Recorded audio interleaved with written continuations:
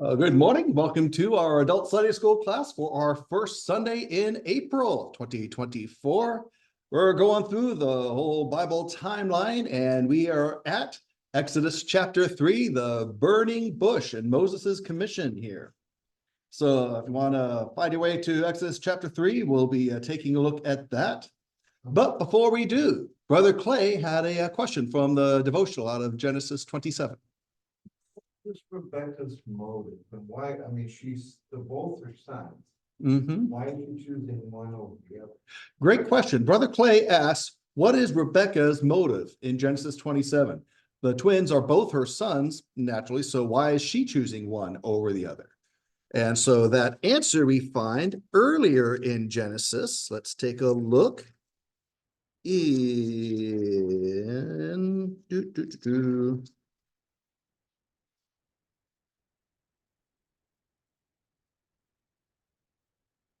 Let's pick up in Genesis 25. Good, get the context, pick up in verse 19, Genesis 25:19. Now these are the records of the generations of Isaac, Abraham's son. Abraham fathered Isaac, and Isaac was 40 years old when he took Rebekah, the daughter of Bethuel the Aramean of Paddan Aram, the sister of Laban the Aramean, to be his wife. Isaac prayed to the Lord on behalf of his wife, because she was unable to have children. And the Lord answered him, and his wife Rebekah conceived. Pause right there. Fascinating that both Abram's wife Sarah, Isaac's wife Rebekah, Jacob's wife Rachel, all barren, and until a certain point when the Lord blesses. Samuel's mother Hannah, yes, yeah. So we see this, and then the Lord blesses. So we see a very interesting thing here, especially when the Lord promises fruitfulness. He promises a line here. So hooray, Rebekah conceived. All's right with the world now, right? Nope. Next verse 22. The children struggled together within her. And she said, if it is so, why am I in this condition? So she went to inquire of the Lord. We hear about how women had such a lesser role in the Old Testament days and all that stuff. Well, here she is directly one-on-one going to God herself, not through her husband, not through the local priest. She's going directly to God here. So, and God hears her. So, yeah, the Lord takes women seriously always. Verse 23, the Lord said to her, 2 nations are in your womb, and 2 peoples will be separated from your body. One people will be stronger than the other, and the older will serve the younger. That right there, the older will serve the younger, is the answer to why Rebekah was motivated to promote Jacob instead of Esau, because Esau was the older of the twins, came out first after Jacob, grabbed his heel and all that stuff. And so Rebekah knew, and we can't imagine that she didn't share the information with Isaac. Rebekah knew that Jacob was God's chosen of the 2. So she had that motivation for promoting Jacob over Esau when they're both her sons. And of course, she loves both her sons. But again, how she did it, using ungodly means to try to accomplish God's will, doesn't work. And the ends don't justify the means. One of the big differences between what's right in the sight of God and what's not is when we are truly of God, we never say the ends justify the means. And that phrase means it doesn't matter how you get there as long as you get there. If where you're trying to get to is a good place, then you could do all sorts of not cool things as long as you get there, because getting there is worth it. There's nothing godly, nothing biblical about that whatsoever. If you ever feel you have to do something contrary to God to accomplish something, don't do it. If the end result is something God has, he'll make a godly way. And so wait on him, which they chose not to do. So back to your original question, why did Rebekah favor Jacob over Esau? I believe it's because of that verse right there where the Lord tells her point blank that Esau will serve Jacob. Does that clear that up? Yeah. Yeah. Because you think, well, a mother's love, not the parents ever. Sure. Yeah. When she's trying to overcompensate. Do women ever try to overcompensate for their husbands? Just a little bit. And so. Yeah, As a mother, she knew how wild her older son was. yeah, absolutely. And perhaps not very nice. Yeah, that too. And she also knew her husband's favoritism towards Esau. Yeah. So all of that. But again, stick with God, stick with God's ways, it'll work out. Which brings us to Moses in Exodus chapter 3 and the burning bush call. So we are about the year 1446 BC in the early days, springtime there, which puts us in the Middle Bronze Age 2B. Let's get the screen share going. Yeah. So over in China, they're being led by Emperor Wai Ren of their Shang dynasty, second dynasty after the Xia dynasty. Here in Egypt, they are being ruled by Pharaoh Dudimos II of the 13th dynasty in their second intermediate period, after the high point of the Middle Kingdom with Joseph's pharaohs, before the New Kingdom later on with King Tut and Ramses and all of them. So Dudimos II is the pharaoh of the Exodus. And over in Mesopotamia, Empire of Babylon is being led by King Amenetana. In the line of Christ, through Judah, we have Aminadab, about 98 years old now, and Nahshon, who will be the leader of the tribe, taking them out in the Exodus. He's about 39 years old. So just as a quick refresh, let's read the first 6 verses of Exodus chapter 3. Now Moses was pasturing the flock of his father-in-law Jethro, the priest of Midian, and he led the flock to the back of the wilderness and came toward Horeb to the mountain of God. Then the angel of the Lord appeared to him in a blazing fire from the midst of a bush, and he looked, and behold, the bush was burning with fire, yet the bush was not being consumed. So Moses said, I must turn aside and see this marvelous sight, why the bush is not burning up. When the Lord saw that he turned aside to look, God called to him from the midst of the bush and said, Moses, Moses. And he said, Here I am. Then he said, Do not come near here. Remove your sandals from your feet, for the place on which you are standing is holy ground. And he said, I am the God of your father, the God of Abraham, the God of Isaac, and the God of Jacob. Then Moses hid his face, for he was afraid to look at God. So the last couple of weeks, we looked at that, and I'll come back to verse 1 a little later on and the different wording you might have heard there. But let's carry on, starting in verse 7. Exodus 3, verse 7. And the Lord said, I have certainly seen the oppression of my people who are in Egypt, and have heard their outcry because of their taskmasters, for I am aware of their sufferings. So I have come down to rescue them from the power of the Egyptians, and to bring them up from that land to a good and spacious land, to a land flowing with milk and honey, to the place of the Canaanite, the Hittite, the Amorite, the Perizzite, the Hivite, and the Jebusite. And now behold, the cry of the sons of Israel has come to me. Furthermore, I have seen the oppression with which the Egyptians are oppressing them.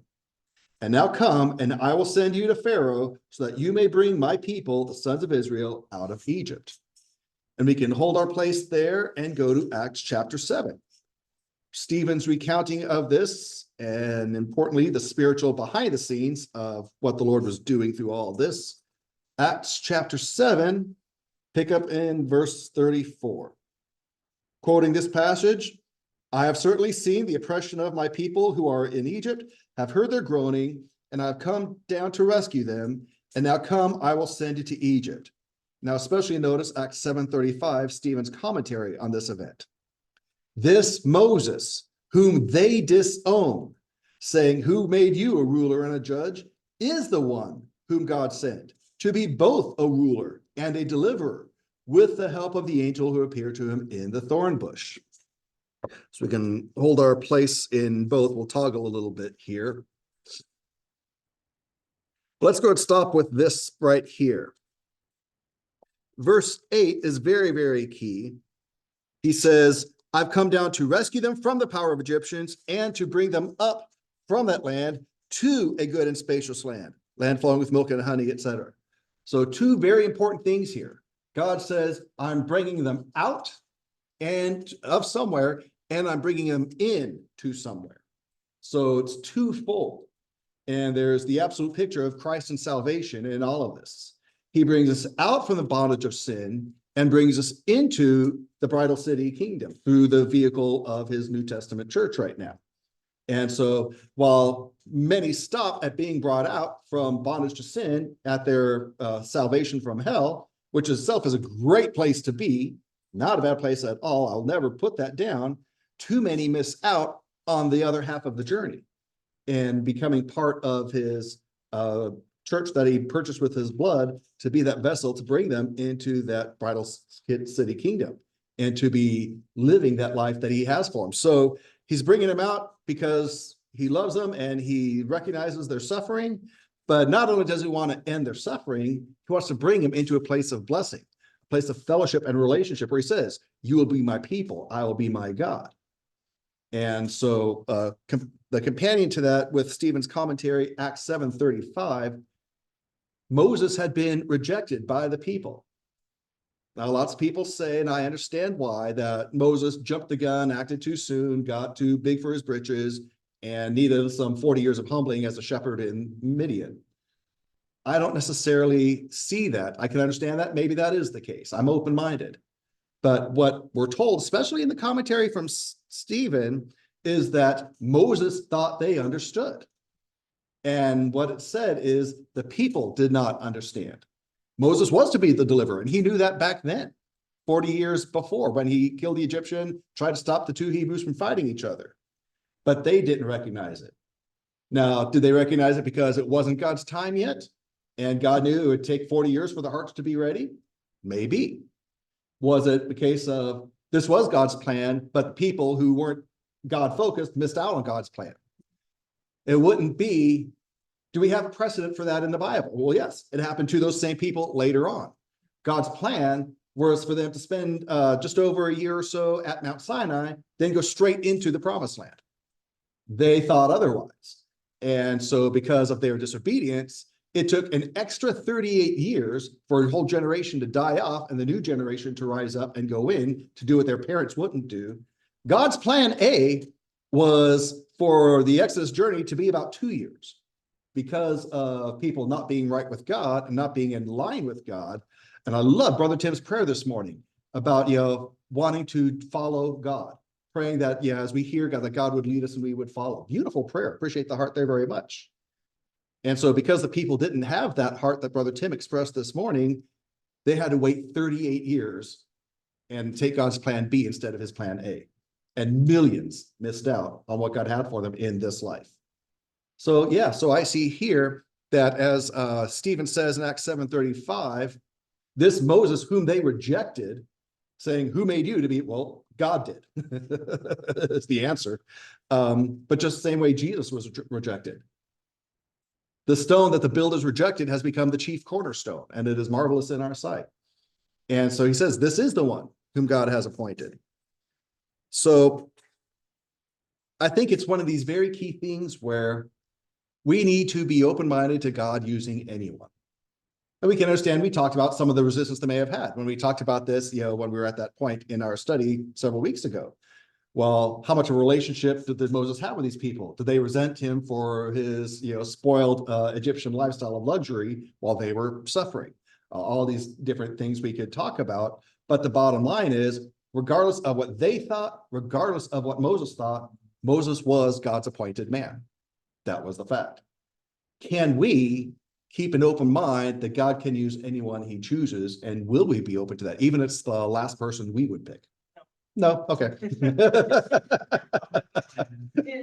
because we want God to use people that we deem appropriate or worthy, or that's why people take sides, on the political spectrum or other ideological spectrums.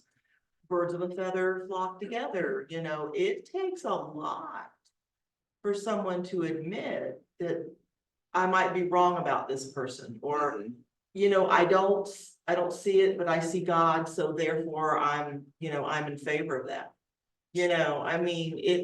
I struggle with that myself, we let things get in the way of that, like possessions, money, even just quirks, right? Even people have quirks. I Oh, mean, yeah. my goodness, awkwardnesses.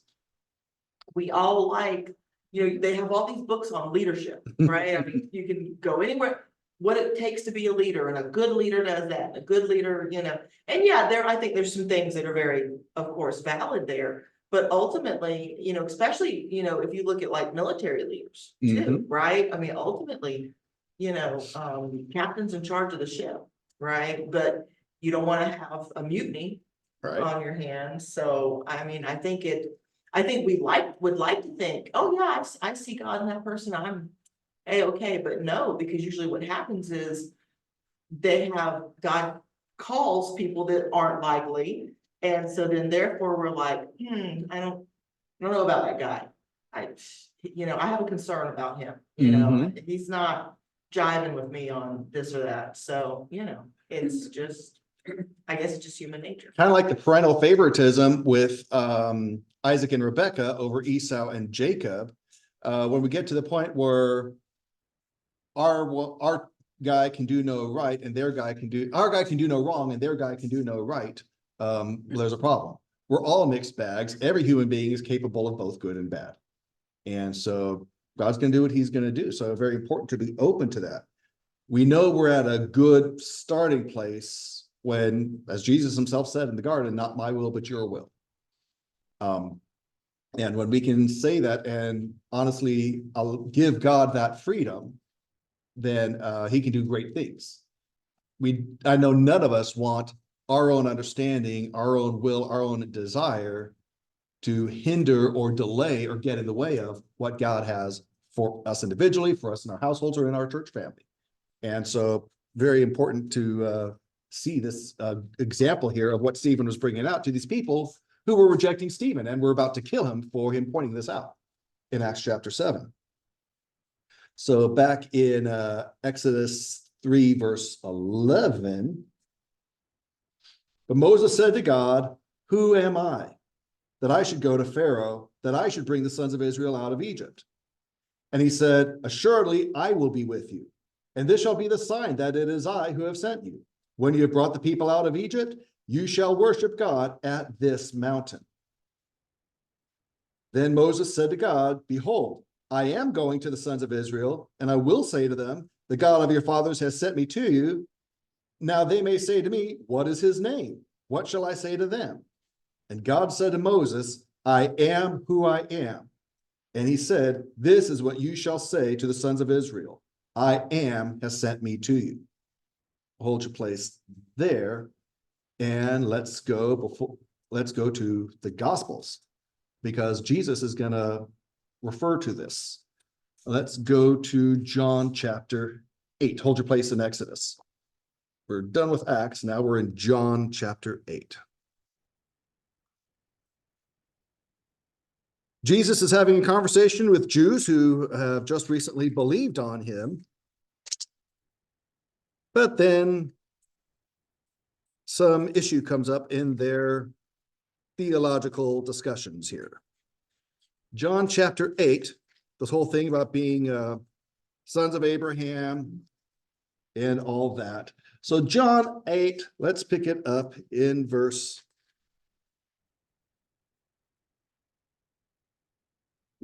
Let's pick it up in verse 53. John 8:53. They say to him, "You are not greater than our father Abraham, who died, are you? The prophets died too. Whom do you make yourself out to be?" Jesus answered, "If I glorify myself, my glory is nothing. It is my Father who glorifies me, of whom you say he is our God. And you have not come to know him, but I know him. And if I say that I do not know him, I will be a liar like you. But I do know him, and I follow his word. Your father Abraham was overjoyed that he would see my day, and he saw it and rejoiced." So the Jews said to him, "You are not yet 50 years old, and you have seen Abraham." Jesus said to them, "Truly, truly, I say to you, before Abraham was born, I am." Therefore they picked up stones to throw at him, but Jesus hid himself and left the temple grounds. So Jesus kind of took away all question when he said, "Before Abraham was born, I am." Remember earlier, we talked about, and Jesus quoted earlier in the burning bush passage, I am, God saying, I am the God of Abraham, Isaac, and Jacob. They're alive in heaven. He's still their God. So Jesus saying, before Abraham was even born to see me and rejoice in my day, I am. Jesus equating himself as the Son, equating himself in his godhood with the Father. And so they, of course, freaked out, wanted to stone him like they wanted to stone Stephen. And so when God tells Moses, I am who I am, sometimes it can be understood as I will be who I will be. Sometimes there's a concept of the words there.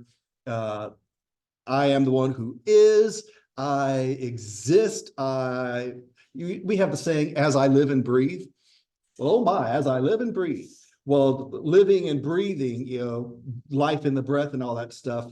This is the God who breathes life, who is the very breath of life. And so there are these thoughts in there too. Brother Howard and Brother Maney have a YouTube series called Truth Be Told. And what they have done, they've got several episodes of this. And what they've done is they're going through the Old Testament and bringing out Jesus in the Old Testament. That's their focus. There's a lot of other details they're not focusing on because that's okay. It's not their intent. And some of these things I'm saying today are some of the things they brought up in talking about Exodus chapter 3, about, the I am and the breath and all that stuff. So really, really important to note a couple things here. I find it interesting that in verse 13, Moses says, okay, I'm going, but when I go, what am I going to say? When we see later on, Moses says, I can't go. So why is he saying here he's going? Is it a case of he wasn't really planning on going? He's just saying, okay, if I'm going to go, okay, let's say that I'm going. If I go there, who am I going to say is sending me? I mean, and so he might be trying to negotiate his way out of it here, but God makes it clear. I am the one who is the only one. I'm the one sending you. No bones about it. Same one that Jesus made no bones about claiming his identity with. Yeah, Sister Minnie. Regarding the dead. I was talking on the thing. The dead doesn't mean gone forever. It means Right. separation from God. Absolutely. So conversely, living must be present with God. There you go. Yeah. God, those who are present with God, and there are those who are not yet his. Mm-hmm. That's what it means to me. I love that. Thank you so much. And Jesus said in one of the gospels we looked at when he quoted the burning bush passage, he said, and he's the God, not the God of the dead, but of the living, and all live to him. And so when he talks about eternal life, he's talking about life with the Father versus a death of separation from the one who is the life. Yeah, so great stuff there. Any other reactions or observations on this section here with Exodus and John? We go a little further in Exodus. Let's just finish up the chapter here. Exodus 3:15. God furthermore said to Moses, this is what you shall say to the sons of Israel. The Lord, the God of your fathers, the God of Abraham, the God of Isaac, and the God of Jacob has sent me to you. This is my name forever, and this is the name for all generations to use to call upon me. Go and gather the elders of Israel together and say to them, the Lord, the God of your fathers, the God of Abraham, Isaac, and Jacob has appeared to me, saying, I am indeed concerned about you and what has been done to you in Egypt. So I said, I will bring you up out of the oppression of Egypt to the land of the Canaanite, the Hittite, the Amorite, the Perizzite, the Hivite, and the Jebusite, to a land flowing with milk and honey. Then they will pay attention to what you say, and you with the elders of Israel will come to the king of Egypt, and you will say to him, the Lord, the God of the Hebrews, has met with us. So now, please let us go a 3 days journey into the wilderness so that we may sacrifice to the Lord our God. But I know that the king of Egypt will not permit you to go, except under compulsion. So I will reach out with my hand and strike Egypt with all my miracles, which I shall do in the midst of it. And after that, he will let you go. I will grant this people favor in the sight of the Egyptians. And it shall be that when you go, you will not go empty-handed. But every woman shall ask her neighbor and the woman who lives in her house for articles of silver and articles of gold and clothing, and you will put them on your sons and daughters. So you will plunder the Egyptians. So God lays out the game plan right here and now. This is how it's going to play out. This is what's going to happen. So all good. Any other thoughts, reactions on what's said in Exodus chapter 3? So with that, let's take a look at a couple things. Going back to verse 1. Let's see here. Let's go to number 84. Gave a sneak preview of these at the end of the last class. So here is Midian on the seacoast. Here in the mountain range is Mount Sinai. Here is the back of the wilderness here, where Moses would come around and go to the mountain from here. So a couple things talking about Midian in relation to Mount Sinai. Let me find a spot on a map here. Okay, just stop here. Not worried about saying that right now, but let's just go here. So Midian. This is not the first we hear that word Midian. Midian is actually one of the sons of Abraham with his last wife, Keturah, while Abraham is in Hebron. Here's the line going down from Jerusalem to Mount Sinai. It's Mount Sinai. So here's Hebron, where Abraham is, and in Genesis, he sends his sons with Keturah out to the east. Abraham's sons with Keturah, including Midian, are sent east of Hebron. They end up going east and south, okay? Now, just for our understanding here, this is the Sinai Peninsula. Let's see, so resume. So, oh, did it freeze on us? Okay, we can switch over and do it over here real quick. I found a way to outsmart the computer. Back over here, start. And let's go. Yeah, here's good. We'll stop right here. So again, here's Hebron. Here's Midian. This is the Sinai Peninsula. This is Saudi Arabia now. And here's Egypt. So this is important for understanding, because we understand that what's said in the Bible actually happened and actually took place. Realistically, practically, logistically, in every way, shape, and form, it really happened. So one of the things I want to bring out is showing how it happened, how and where things actually fell into place and took place, and how practical and realistic it is, apart from a little assistance from the miracles of God here and there. So again, Abraham's sons with Keturah, including Midian. Oh, stop that.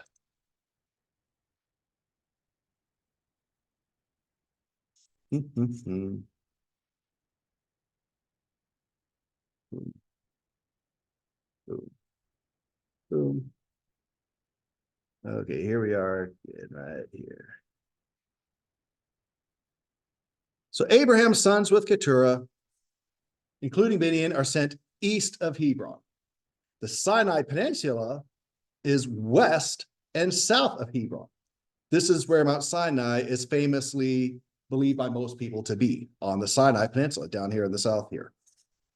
But this is to the west. Midian was sent to the east. The land of Midian, as we've seen right here circled in the red there, Midian is east and south of Hebron, where Abraham was sending them out. Mount Sinai, we know, is near Midian, where Moses was. Since Midian is not in the Sinai Peninsula, neither is Mount Sinai. Since Midian is east and south of Hebron, so is Mount Sinai, east and south of Hebron. That makes sense? I'm good with that? Okay. So let's go to the next one here.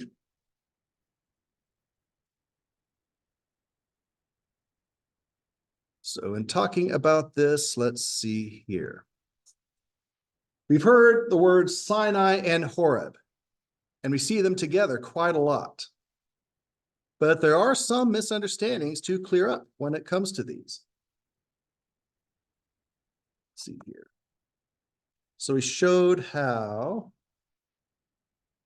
he went from Midian up to the backside to the mountain here. And this is what the backside looks like. This is at about 4,000 foot elevation on the backside here. And then this is how, yeah, let's talk about this here. So Exodus 3:1. The geography that we're talking about here. Yeah.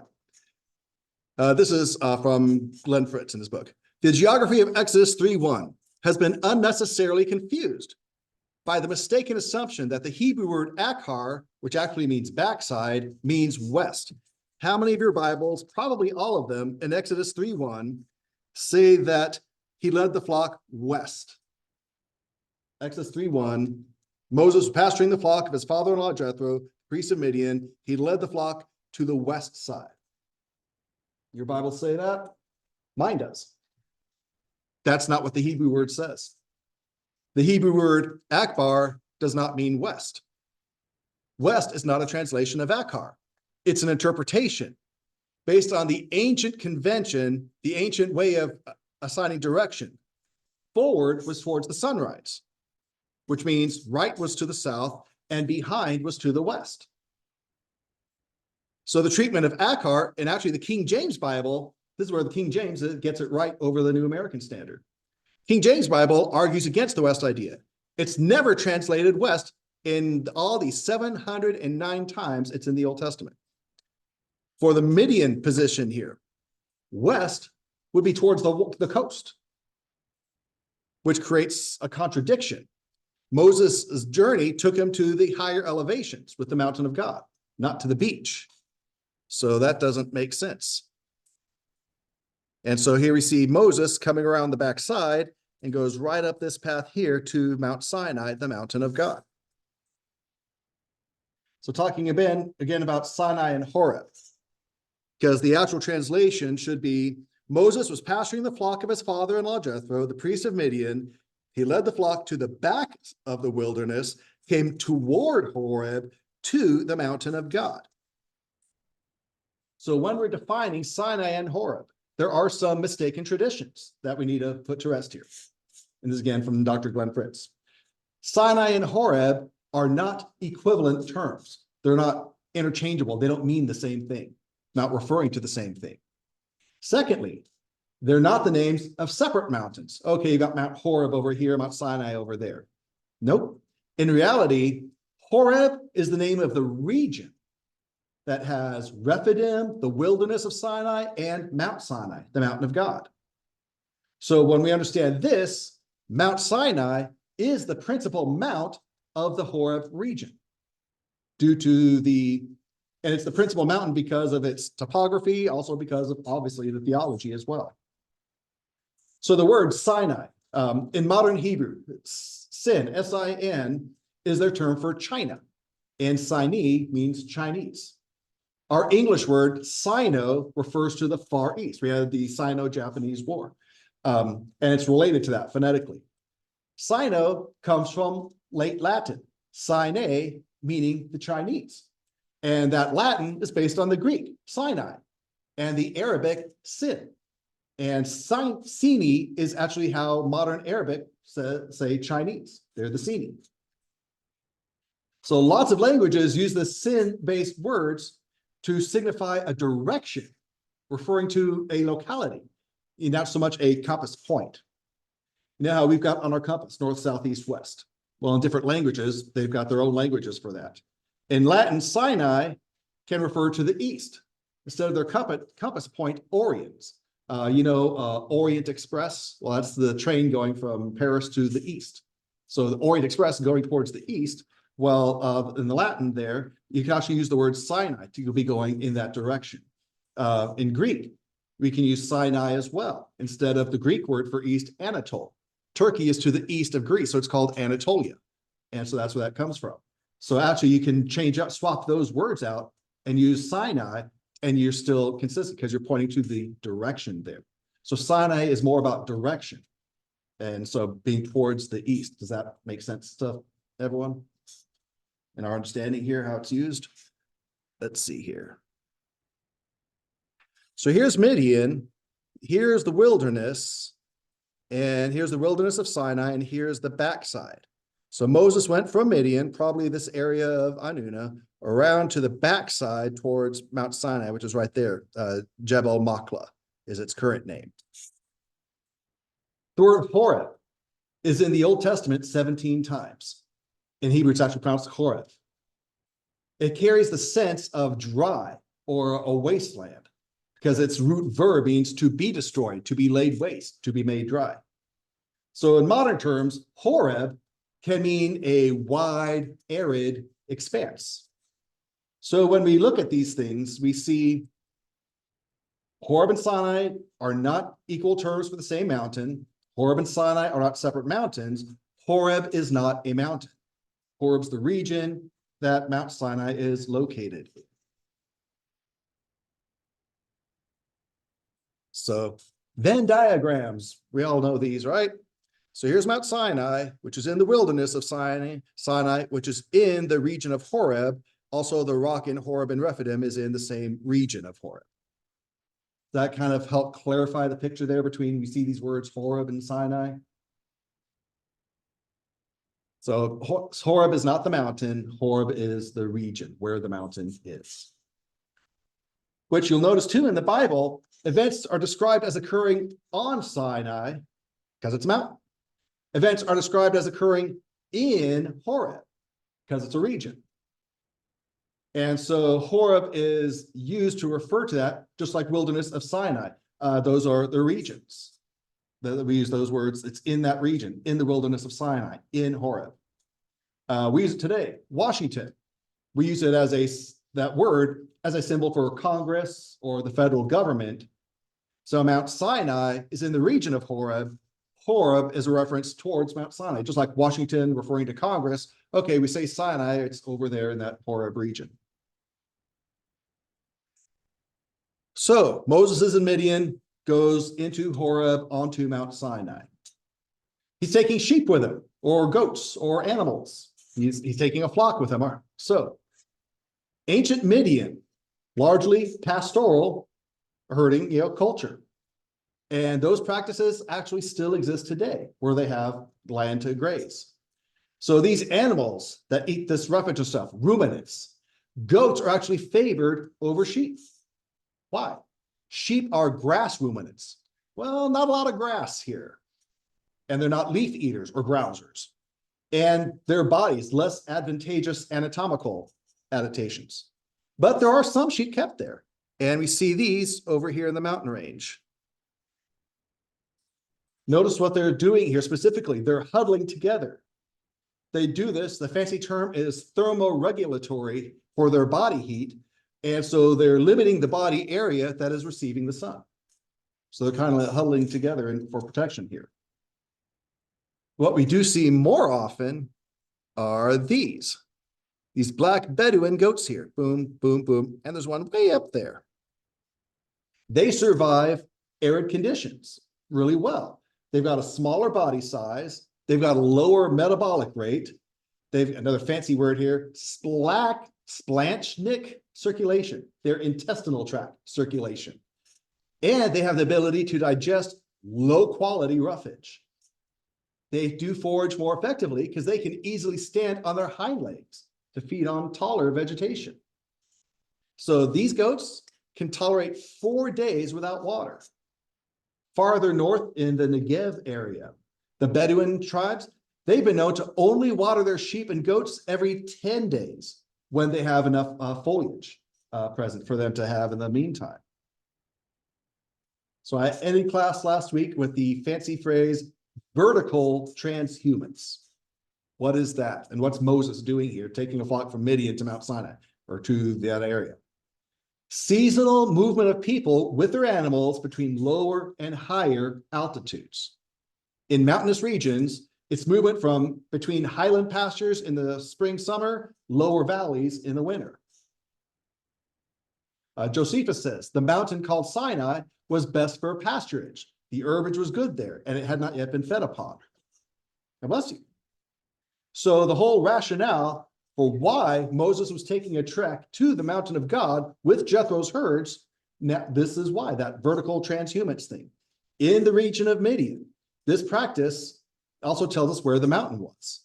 Again, Moses was keeping the flock of Jethro, his father-in-law, priest of Midian. He led the flock to the back of the wilderness, came to the mountain of God towards Horeb.